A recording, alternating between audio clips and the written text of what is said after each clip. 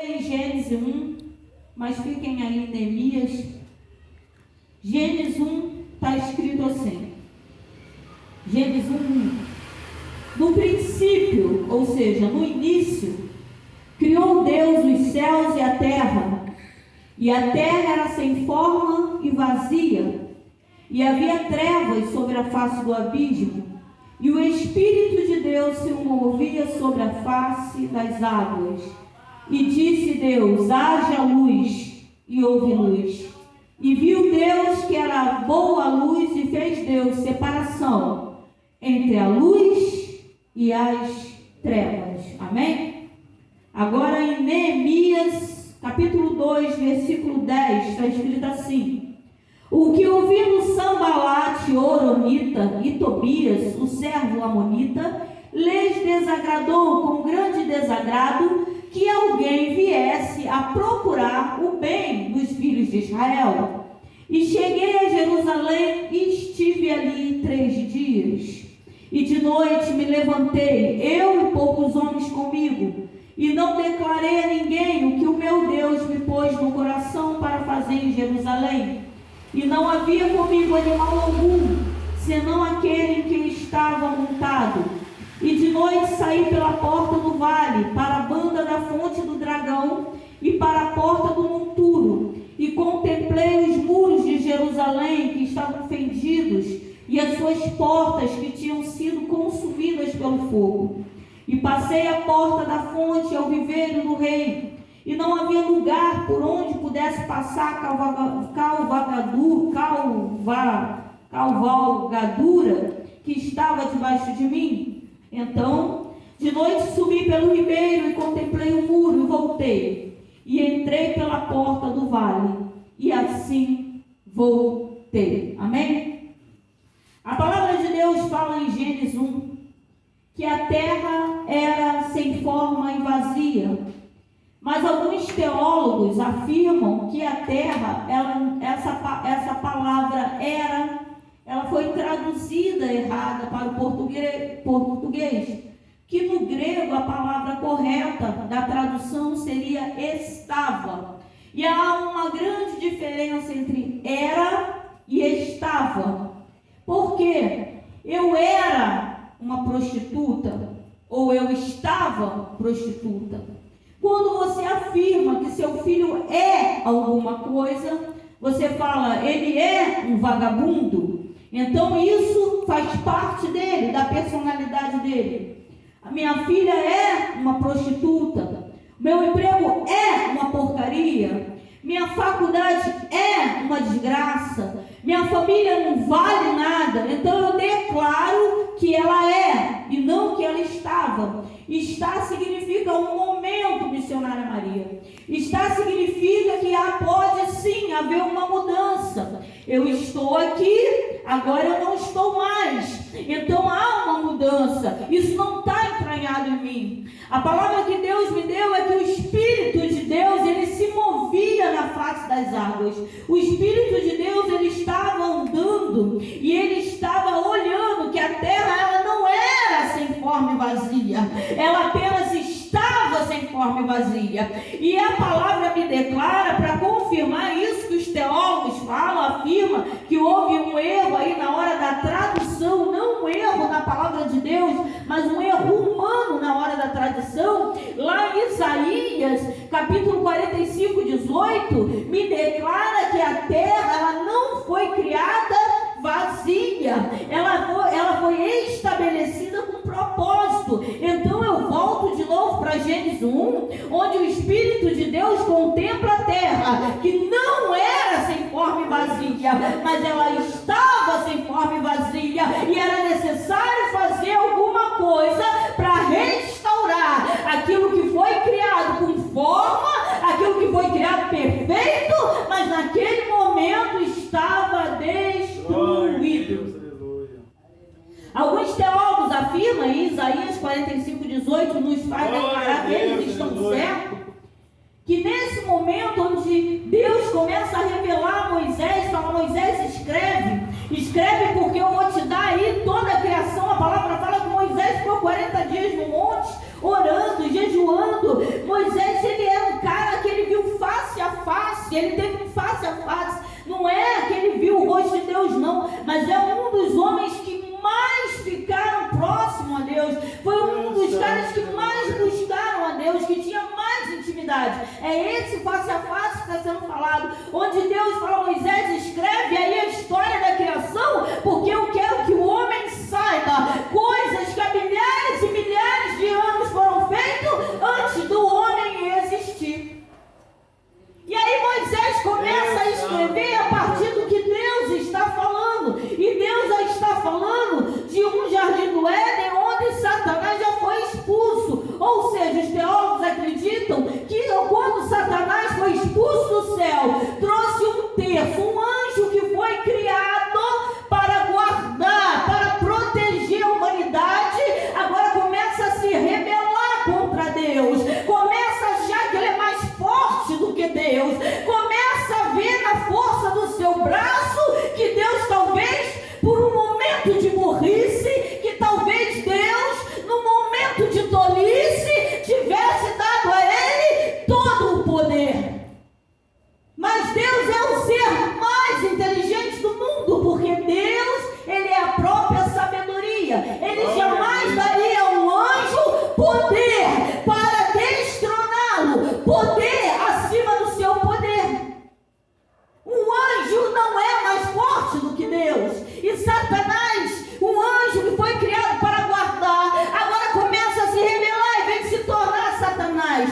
Não Lúcifer, porque Lúcifer significa anjo de luz. Você sabia, missionária Maria, que essa palavra Lúcifer, ela foi acrescentada na Bíblia para poder diferenciar, porque o homem ficava confuso. Como é que um anjo das trevas podia ser servo do Deus Altíssimo? Como é que um anjo que vem para matar, roubar, destruir, podia ter parte com a luz? Aí criaram essa palavra Lúcifer, que significa anjo de luz, para diferenciar um anjo que agora não tinha mais luz, que agora era só treva, um anjo que Deus fez para guardar a humanidade, proteger a humanidade, como fala o salmista, onde Deus fala: darei ordem aos meus anjos ao teu respeito para te guardar. Olha Deus falando, ainda existe anjos, missionária Maria, que são enviados de manhã, de tarde, de noite,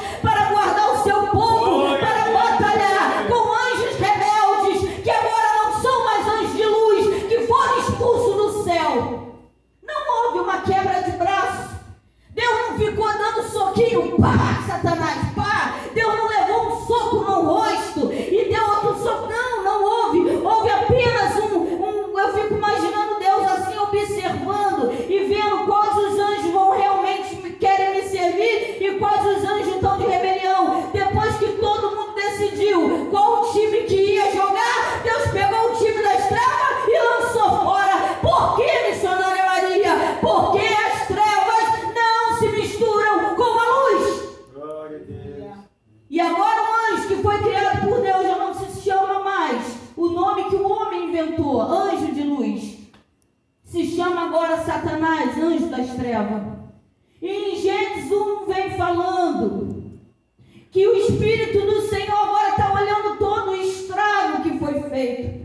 Deus faz tudo perfeito para a humanidade. Aí vem Satanás e seus anjos, um terço dos anjos do Senhor, ouviram o que o diabo tinha para falar. Olha, eu acho que esse cara é forte. Olha, esse cara aí vai arrumar um cargo para mim. Quando ele ficar acima de Deus, eu quero estar com esse cara aí, porque ele vai ser grande. Tolinhos, ninguém é mais grande do que o Senhor. E agora esse anjo, que não é mais de luz, é de trevas, vem me destruir. E o Espírito de Deus começa a passear pela terra e observar. Na beira do abismo, tudo quebrado. E é agora que Deus começa a reconstruir, porque há uma promessa de reconstrução.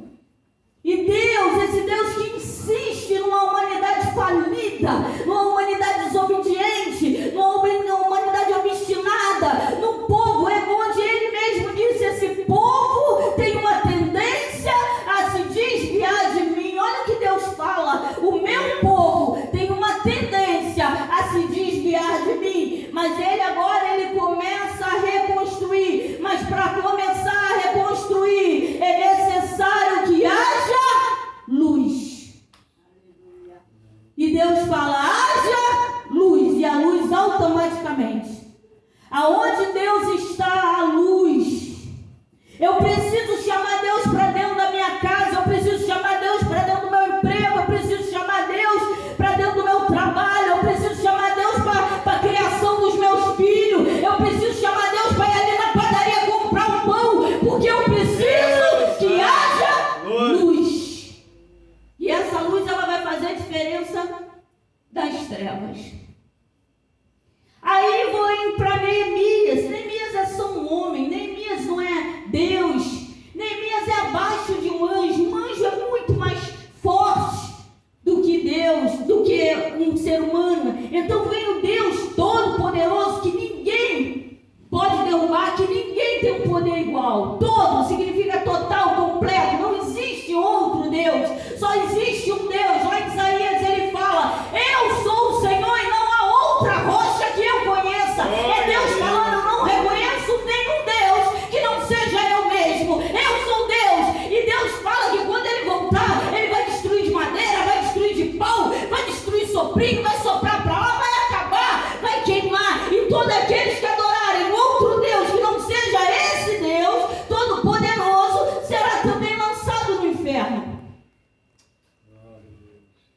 Aí tem Deus Todo-Poderoso, vem os anjos que têm poder, porque Deus liberou um poder muito grande para esses anjos, eles são poderosos, não todo, há uma grande diferença, irmão. Todo é completo. Poderosos é porque eles têm uma partícula do poder de Deus. Então a gente se assusta, missionária Maria, a gente tem medo, a gente não pode ver qualquer negocinho estranho que a gente corre, mas é só uma partícula do poder de Deus que eles têm. Então eu preciso grudar naquele que é todo poderoso e que me ama. Por que eu vou grudar? Por que eu vou chamar de amigo alguém que quer me matar, que quer destruir minha família? Eu vou chamar de amigo aquele que morreu na cruz para me salvar. Mas aí na passagem aqui de Neemias foi levado cativo, aí volta de novo para Jeremias 40 anos pregando, arrependei-vos, arrependei-vos, arrependei-vos, e ninguém se arrepende, e aquilo que Deus fala acontece, e aí aconteceu, do jeito que Deus fala, acontece, vai todo mundo levado cativo, e Deus fala, Deus bons. Você sabia, missionária Maria, que tem uma passagem na Bíblia que fala dos figos bons e dos figos maus? Porque lá no cativeiro está cheio de figo bom, lá no cativeiro está cheio de figo mau, mas Deus sabe quem é bom e Deus sabe quem é mau. E Deus lança uma promessa que vai trazer os figos bons, vai fazer separação dos bons, dos figos bons e dos figos maus. E a palavra de Deus fala que agora Neemias foi levado cativo, mas Neemias é um figo bom. E Neemias, ele está no alto cargo do governo, ele é copeiro do rei, isso não é qualquer coisinha não, isso é coisa grande. E ele está lá, muito bem obrigado, muito bem vestido, comendo bem o melhor, com alto salário. Levando para a nossa realidade, dona Maria, se a senhora trabalhasse com o presidente da República,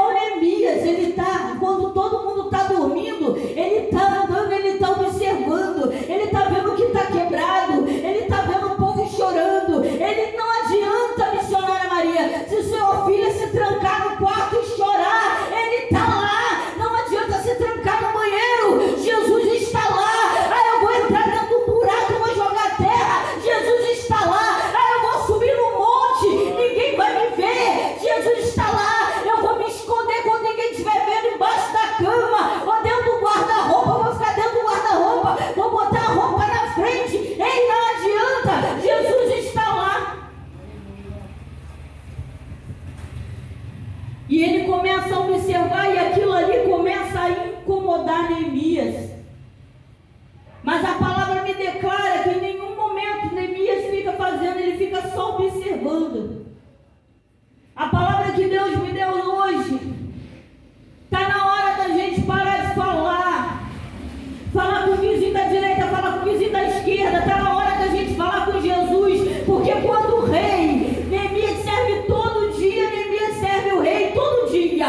Mas aquele dia foi diferente. Ele estava triste, os muros estavam destruídos, chegou a notícia que seus irmãos não estavam bem. Ele estava bem, mas a sua família não estava bem. E ele precisava fazer alguma coisa, mas ele não tinha condições nenhuma. Esse louvor que a Diana estava cantando hoje de manhã, eu estava orando. Hoje de manhã, hoje meio-dia, eu estava orando. Ela estava orando agora no culto, esse louvor. Eu lembrei que hoje de manhã e meio-dia, quando eu estava orando, esse louvor veio na minha mente. É do Regis Danese. O que eu não posso fazer, tu podes.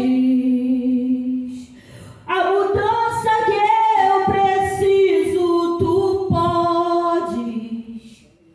Neemias é só um empregado. Reconstruir os muros de Jerusalém não é coisa, pouca coisa não. Primeira coisa que ele devia pensar, isso é coisa muito grande, deixa sair para outro, deixa para outro fazer. Sabia que tem uma história de alguém, ninguém, aí era assim, eu não lembro direito, mas era tipo assim, tinha um negócio que precisava ser feito, pastor João. Tinha um negócio que precisava ser feito. Aí alguém pensou que ninguém ia fazer, e ninguém pensou que alguém ia fazer, e no final ninguém fez. Então é algo que precisa ser feito, e esse algo que precisa ser feito é eu e você. Neemias não olhou o tamanho do problema. Neemias não olhou o tamanho do gigante. Neemias olhou para o tamanho do Deus a qual ele servia. E ele começou a fazer a primeira coisa que a gente tem que fazer quando o gigante é muito grande: orar e jejuar. Ele começou a orar, ele começou a jejuar. E a palavra fala que quando ele vai servir o rei já olha e fala: o que tu tem? Está doente? Não, peraí, o próprio rei falando, ele pergunta, ele mesmo responde: não, tu não está doente não, esse semblante é de tristeza, o que é que tu tens? A palavra fala que o rei pergunta, mas a palavra fala que Neemias vai orar. O que tu quer? O rei pergunta: o que tu quer?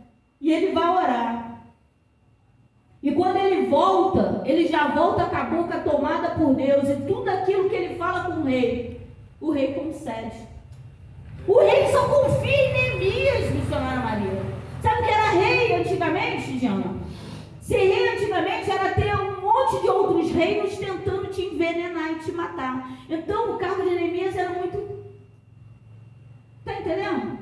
Tudo que o rei ia comer, primeiro Neemias comia e bebia e ficava lá. Se ele não morresse, o rei podia comer. Um alto cargo do governo, tá?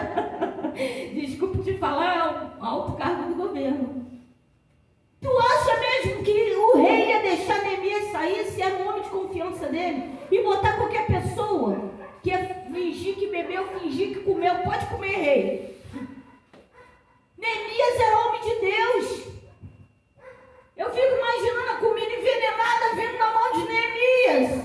Toda macumbada, cheia de macumba. Vou fazer uma macumba para matar essa pastora Márcia. Vou fazer um bolo gostoso que ela gosta, cheio de macumba. Aí só que eu falo assim: Senhor, que bolo gostoso. Mas antes, Senhor, eu quero te agradecer esse bolo gostoso. O bolo está cheio de macumba. Aí eu como, não acontece nada. Matou, acabou o veneno. Eu fico imaginando Neemias orando a comida do rei, agradecendo pela comida do rei, agradecendo a bebida do rei e dando para o rei comer. Fico imaginando os inimigos falando: fizemos obra de feitiçaria para matar ela, ela não morre. Botamos um negócio aí, ele não morre. Por que que o veneno não faz efeito? É porque tem um homem ou uma mulher de Deus que tem intimidade com o rei. E essa intimidade com o rei vai fazer diferença. E na hora H, quando Deus se levantar, todo aquele que tocar no ungido do Senhor vai contemplar a ira. Tem um ai de quem tocar no ungido do Senhor, ai de quem se levantar contra o ungido do Senhor. Todo veneno que foi plantado vai ser queimado no fogo pelo poder do nome de Jesus. deu hoje só para a gente dormir. Porque a igreja é isso, é aprender. Meu Deus, como é que eu faço? O que eu vou fazer? Aí eu vou para a igreja e Deus me dá a estratégia. Deus me mostra como é que eu vou fazer. Igreja é isso, igreja é hospital, igreja é escola, igreja é direcionamento. Tu precisa ir até um lugar, tu chama o Uber. Tu precisa ir na igreja, tu precisa ir a algum lugar, tu chama Cristo. Porque Ele te leva, Ele te traz.